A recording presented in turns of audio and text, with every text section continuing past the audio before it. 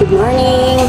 Sinimulan ko nga ang araw sa pamamagitan ng paghahanda ng aming umagahan. Kumusta po kayo mga kasari? Ayan, nagsimula na naman dumating ang ating mga bagong paninda. Eksaktong-eksakto nga kasi bagong dating naman yung ipinagawa nating istante. Mag-aapat na buwan na rin pala tayo dito sa ating bagong pwesto at laking pasalamat ko talaga kasi kahit papaano ay nadadagdagan na ang ating mga paninda. Ibig sabihin lang noon, nadadagdagan din ang ating mga suki. Syempre, ang una nating pasasalamatan ay ang ama.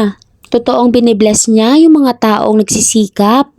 Kaya ikaw kung may pangarap ka, ituloy mo lang. Balang araw, ibibigay din sa'yo ng Panginoon yan. Sa mga nakakakilala talaga sa amin, alam nila kung paano kami nagsimula. Oo, tama ka. Nagsimula lang talaga kami sa isang sari-sari store. Isang maliit na sari-sari store. Masaya na nga ako na nakakabenta kami ng 500 kada araw.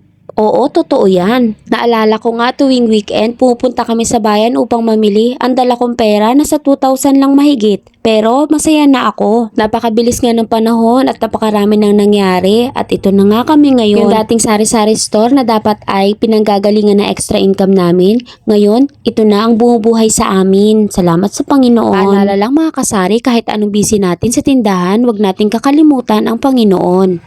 Siya kasi ang magbibless sa ating mga negosyo. Sabi nga, unahin ng Diyos sa lahat ng bagay at subok na namin yan.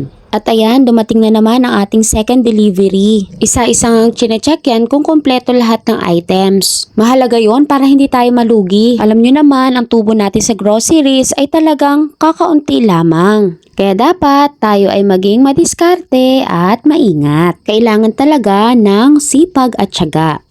Pagkatapos nga nito ay pinakain ko na ang aking mga anak. Ayan, sila ay nagpipray bago kumain.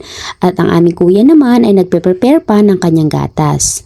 Tinawag ko na rin ang aming papa para makakain na rin kami. Maya-maya nga ay chinek ko naman ang mga pambarya namin sa kaha at ayan, wala na nga tayong mga mamiso. Alam nyo, importante talaga sa tindahan na laging may pambarya. Kaya nga sa amin, napakahalaga na lagi kaming may coins. Kapag ganito ang bare months ay talaga namang nawawala ang mga coins. Hindi ko alam kung nasaan na. Pagkatapos nga nito ay nagpresyo naman ako. Ayan, sa pagtitindahan talaga kailangan ng tiyaga. Kasi kung walang tiyaga, wala ka ring nilaga. Kahit ganito na kalaki yung aming tindahan, ay talagang napapagod pa rin kami mag-asawa kasi hands-on kami sa pagpapalakad nito. Kung gaano kami kasipag nung nagsisimula pa lamang, mas masipag kami ngayon. Dapat naman talaga ganon. Excited ka sa iyong negosyo araw-araw. O paano, medyo mahaba na ang ating kwentuhan mga kasari hanggang sa muling vlog.